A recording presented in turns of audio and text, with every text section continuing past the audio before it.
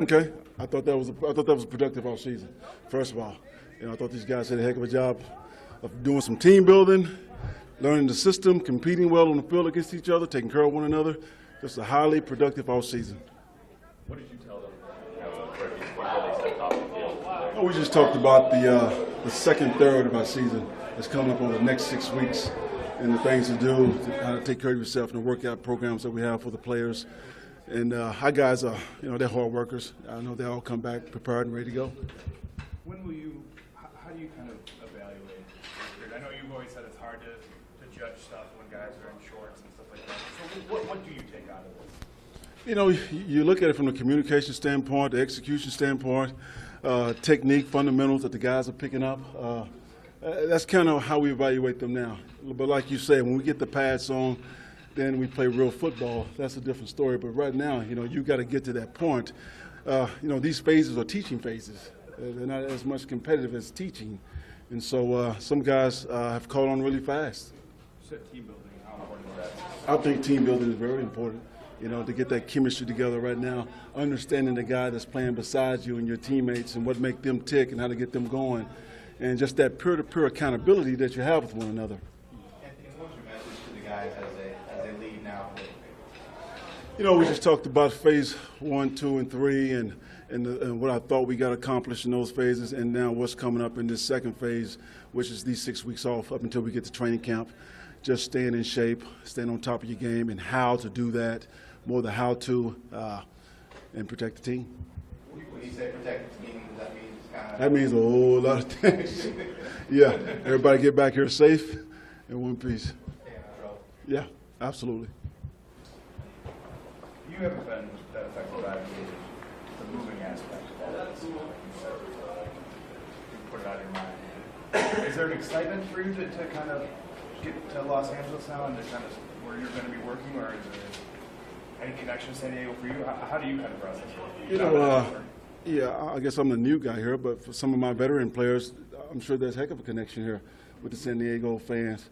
And the fans have been so supportive since I've been here. I'm going to miss the place, but I know we're also going to an exciting place to play football in Orange County, in L.A.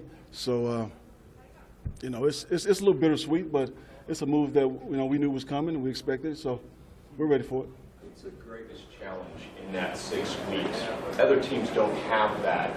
Hey, you left here, you're going to be here in that 6 weeks. Probably just making sure that everyone comes back in decent shape. We're going to get you in football shape when we get you in training camp, but we got to make sure we don't lose phase 1 and phase 2 when you come back on July 29th. Distractions obviously can be very unhealthy for any pro football team. That's the kind of challenge there that you want to make sure you don't have more distractions that are obvious. We have a lot of high character guys and smart football players. I think they understand that how to stay away and avoid those distractions. So that's really not a concern, which is a plus. Do you have a concern in this move? No, not at all. Not at all. I don't. Anthony, Dean Pounds was out there at the end of practice. Did you have a conversation with him on the field, and did he address the players at all?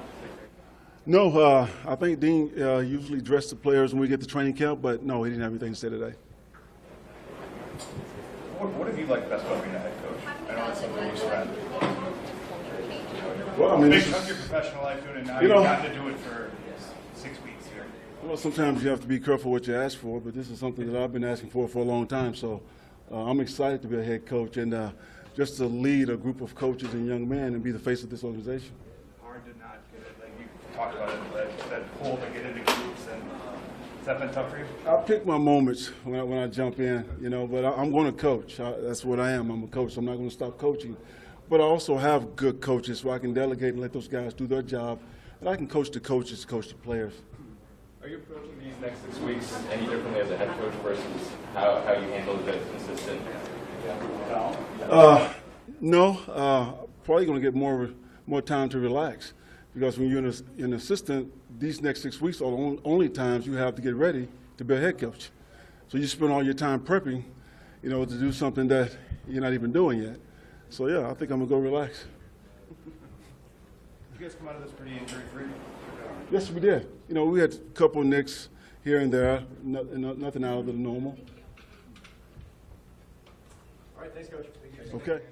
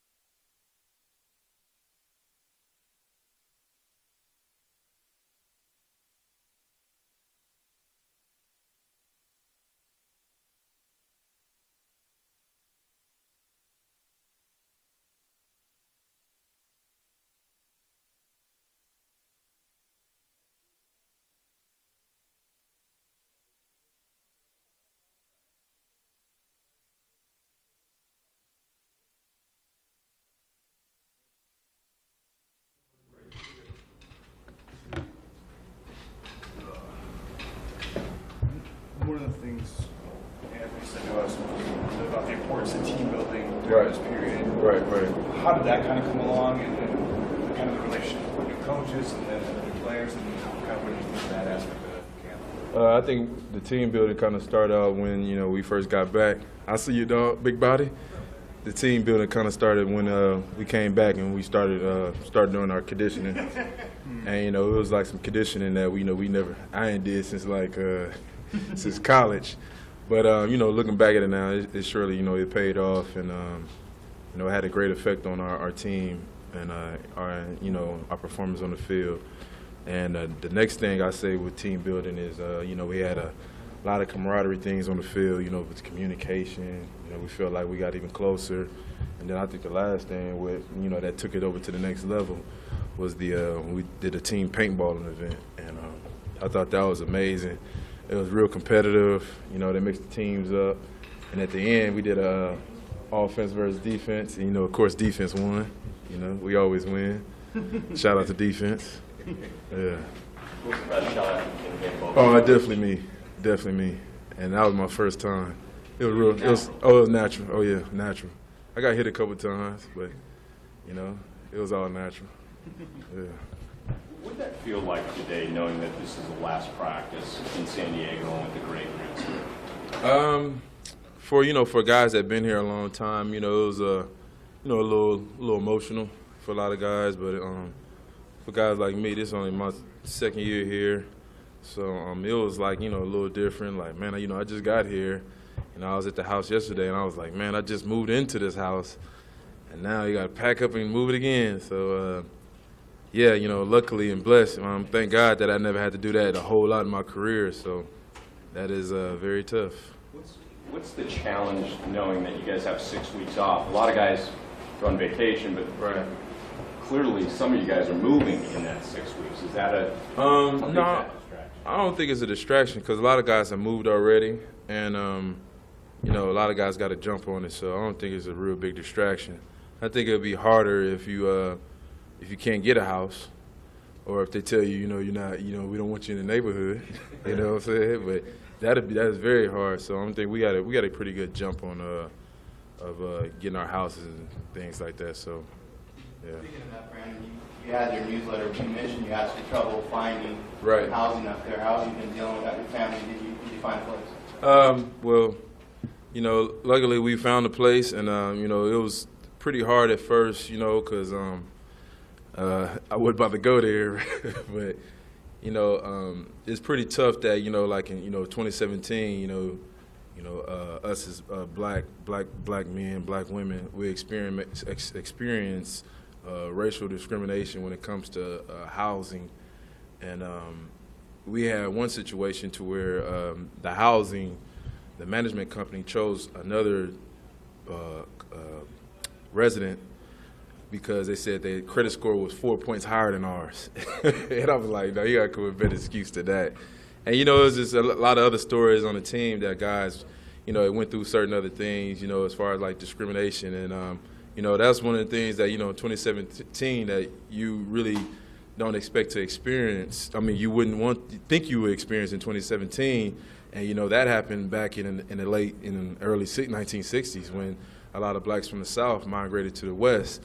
And they was experiencing those type of things. And so, we experienced a lot of those type of things, when it came to, moving to Orange County. You can tell how they how the people shake your hand. It was kind of like they shake your hand and turn their head. It was like, that wasn't real. They don't really want us here. But, yeah, it was definitely an experience. And it's real. It's real. And I think those type of things definitely need to be talked about. And, those type of things are still going on today, as far as like housing discrimination, due to the color of your skin.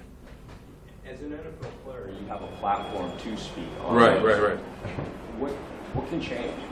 I think what can change is, having a platform like this and talking about it and having open discussions and asking people why and why is it still going on, or what makes you uncomfortable around me.